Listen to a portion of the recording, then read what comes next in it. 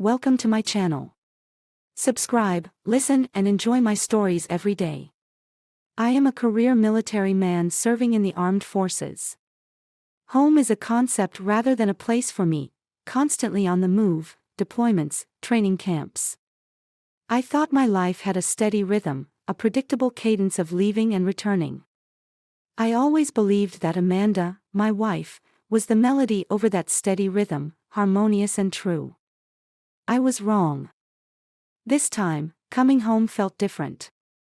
I'd wrapped up a grueling series of trainings and decided to make a detour to my parents' house before heading to my own. There was a surprise I wanted to share with them first, a promotion I'd earned, something I thought would make them proud. The neighborhood hadn't changed much, the familiar houses lining the street like sentinels of my past.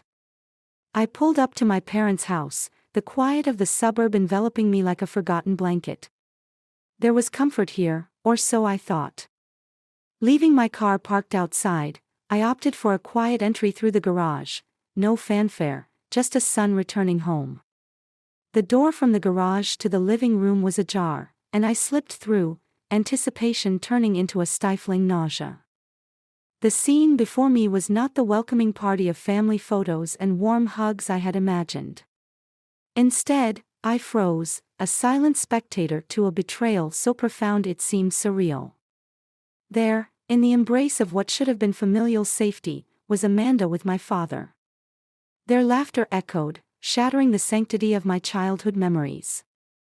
In that moment, a cold clarity washed over me. The murmurs of her infidelity, which I had dismissed as the cruel gossip of small minds, were true. The world I knew, the people I loved, weren't what they seemed. I stepped back, the floor creaking under my weight, a small sound, yet it cut through the laughter like a sharp intake of breath. They turned, their expressions morphing from joy to shock as they saw me standing there. My father, a man I revered, looked at me, his face a mask of guilt. Amanda, her cheeks flushed, scrambled to cover herself, her eyes wide with fear. David, my father stammered, his voice barely a whisper. This isn't. Save it, I interrupted, the cold fury in my voice silencing any excuses they might have concocted. I trusted you both. You were my home, my family. Amanda reached out to me, tears streaming down her face. David, I can explain. I backed away, my heart encased in ice. There's nothing to explain. My voice was calm, eerily so. You've made your choices. Turning on my heel, I left them there, their pleas fading behind me. I walked out into the cold night, the air crisp against my skin, the sky clear and indifferent. I knew what I needed to do. The betrayal was a wound that would fester and poison everything it touched unless I cleansed it. As I drove away, the plan began to form, clear and precise. I would not let this deceit go unpunished. Amanda's reputation, my father's standing in the community, nothing would be spared. They had taken my trust and shattered it, I would return the favor. The road stretched before me, each mile a step towards retribution. This was just the beginning. The night air bites at my skin as I drive, each turn taking me further from the home I once knew. My thoughts whirl with betrayal and a burgeoning plan of retribution. I need allies, people who see the world as clearly as I do now. I pull up to an old haunt, the Rusty Tap, a bar frequented by military comrades and those who don't mind the company of hard-edged soldiers. The familiar, somewhat musty smell of the bar greets me as I push through the door. It's late, but a few regulars linger over their drinks, lost in their own thoughts. At the far end of the bar, I spot Jack, an old friend from my early days in the service. His broad shoulders are hunched over a drink, his eyes reflecting a soul that's seen too much. Jack, if anyone, would understand the need for justice or revenge. Jack, I call out as I approach, noting the way his posture stiffens before he recognizes me. David? Hell, man, what are you doing here? Thought you'd be home with the missus, he says, his voice tinged with a cheer he doesn't feel. I pull up a stool beside him, signaling the bartender for a drink. Not tonight. Or any night, it seems. Jack's eyes narrow, sensing the shift in my tone. What's happened? It's Amanda, and my father, I say, the words tasting like bile. I recount the scene I witnessed, my voice steady but the fury simmering beneath each word. Jack's hand clenches around his glass, his knuckles whitening. Dave, that's messed up. What are you going to do? I take a sip, letting the burn of the alcohol steel my nerves. I'm going to make sure they regret it. I want to ruin her reputation. Turn everyone against them. Jack nods slowly, his own sense of justice aligning with mine. You'll need more than just a few rumors. You need something concrete, something that sticks. I was thinking of starting with her social circles, maybe leak some stories, some truths she wouldn't want out. I keep my voice low, conspiratorial. And your father? Jack asks, a hint of reluctance in his voice. He doesn't get a pass. I'll drag his name through the mud too. No one betrays me and just walks away. Jack considers this, then nods again. All right. I'm in. Who else do you think we can trust? There's Lucy, I suggest, thinking of another comrade, tough as nails and fiercely loyal. She's good with digging up dirt, and she owes me a few favors. And Mike, Jack adds. He never liked Amanda much. Said she was trouble. We spend the next hour plotting, our strategy taking shape in the dim light of the bar. By the time we leave, the early rays of dawn are creeping across the sky, and I feel a grim satisfaction settling in my chest. Jack claps a hand on my shoulder as we part ways. Justice will be served, Dave. We'll make sure of it. I nod, the weight of my plans anchored by the support of my friends. As I drive home, the first light of dawn doesn't bring hope, but a sharpened resolve. Today, the real battle begins. The morning light filters weakly through the curtains as I sit at my kitchen table, laptop open before me. The plan that Jack, Lucy, Mike, and I hatched last night feels both a necessity and a heavy burden. But there's no turning back now. I start by creating a list of all the contacts I'll need to involve or inform, from old army buddies to those few friends Amanda still confides in. My phone buzzes, a message from Lucy. Meeting at 10. Mike's garage. Be there. Short, direct, and to the point, just like her. I down the last of my coffee and head out, feeling the weight of the day ahead. Mike's garage is on the outskirts of town, a nondescript building that's seen better days but serves as a perfect meet-up spot for plans best kept private. I arrive to find Jack and Lucy already there, with Mike pulling up just behind me. His rugged face is set in a grim line as he nods a greeting. Let's get to it, Mike says, leading us inside where a whiteboard and a few chairs wait.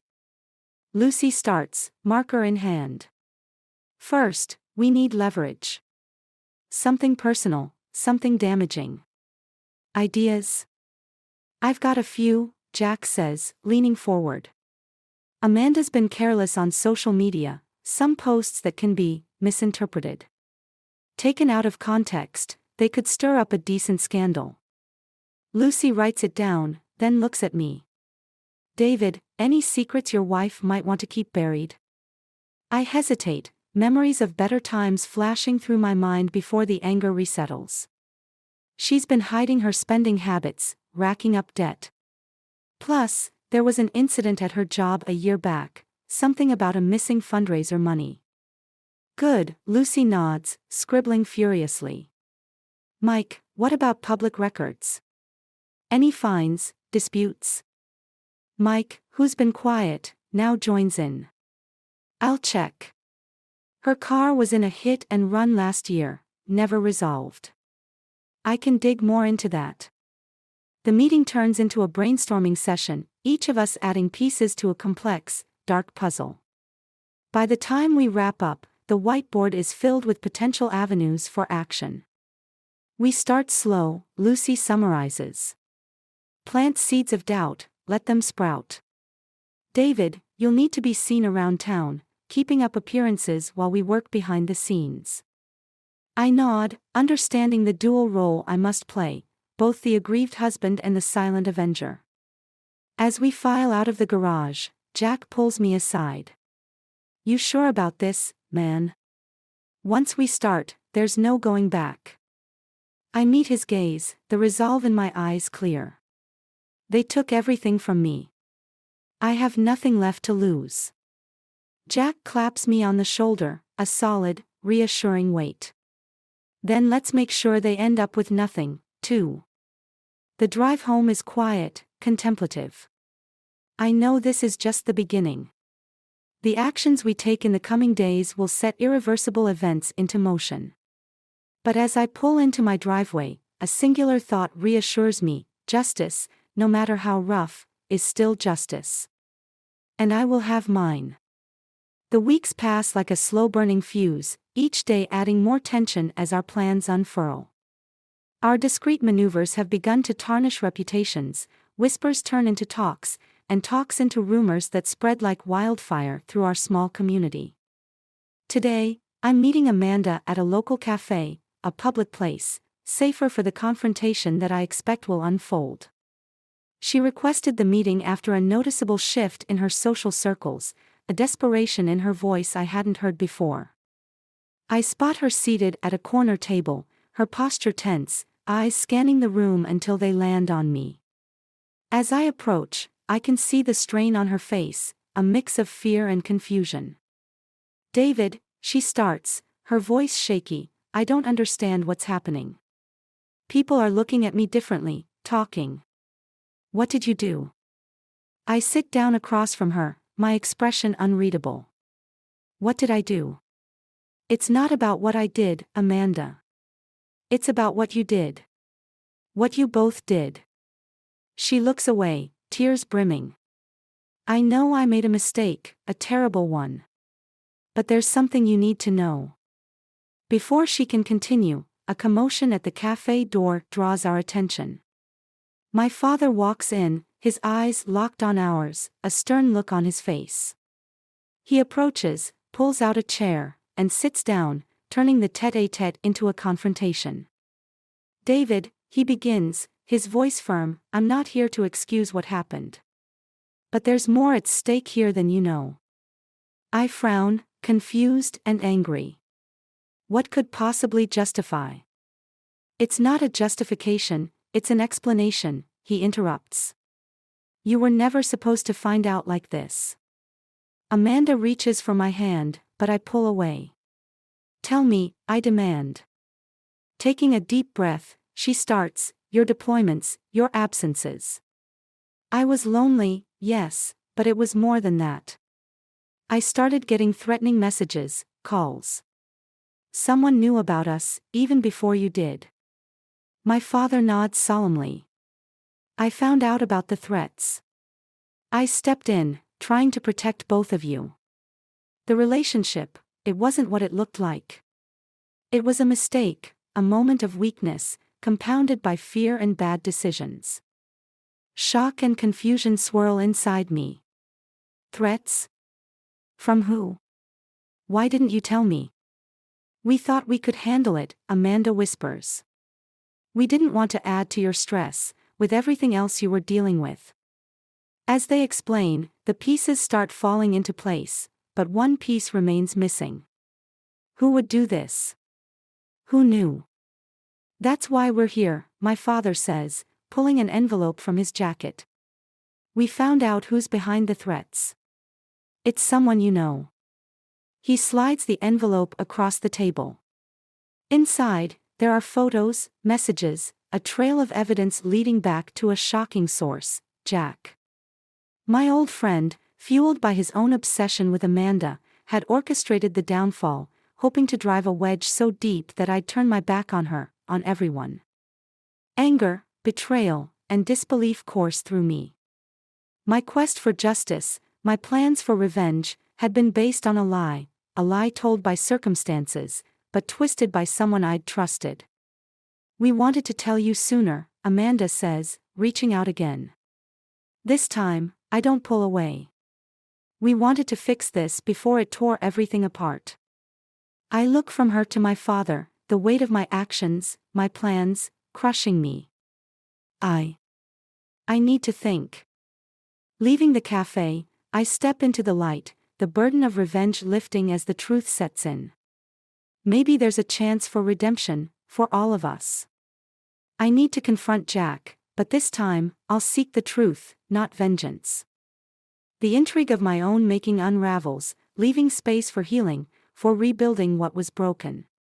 It's not the ending I anticipated, but perhaps, it's the one we all need.